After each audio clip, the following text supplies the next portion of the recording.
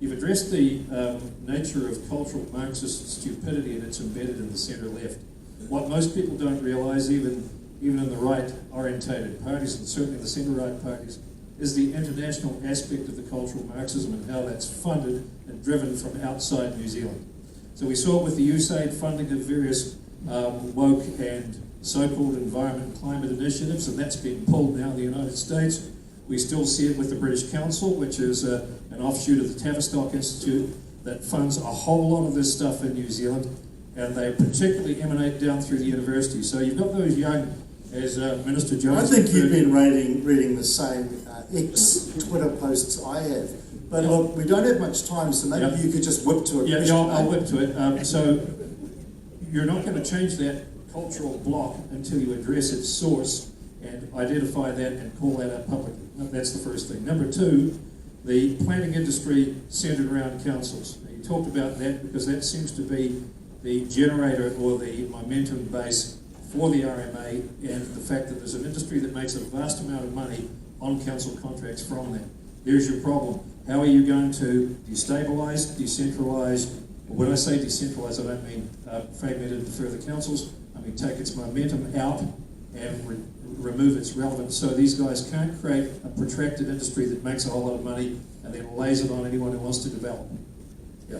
So I liked your idea of putting it back on the council, so if they want to drag the process out, they have to pay for the process rather than shifting it on to people who just want to get on and do stuff. Yeah, so there's two things. You've identified one very important matter, that it will become, there will be a cost tension for councils who want to impose regulatory layers like outstanding natural features and landscapes and sensitive natural areas and heritage, for example, on private property owners unless they voluntarily agree. We're working on a relief mechanism. It's not going to,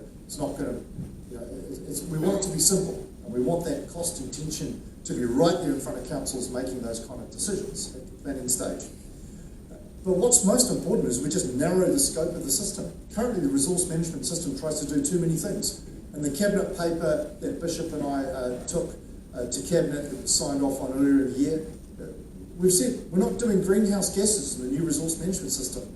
We won't be regulating emissions from buses, or we won't have council plans saying you've got to put speed humps everywhere to slow down traffic, or electrify everything.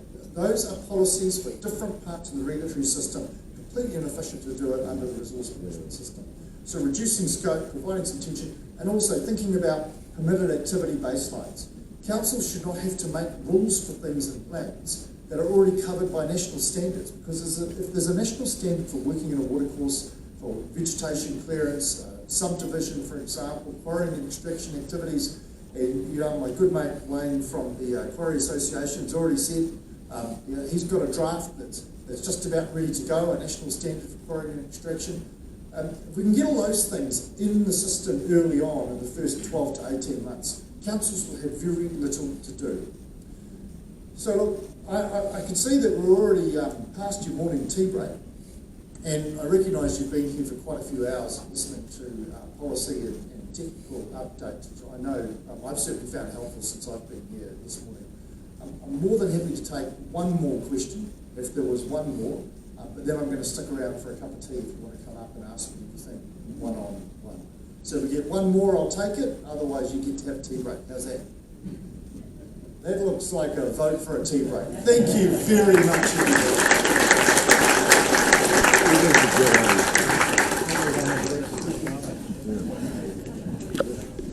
We have 30 minutes. Make sure you're back here for the next session.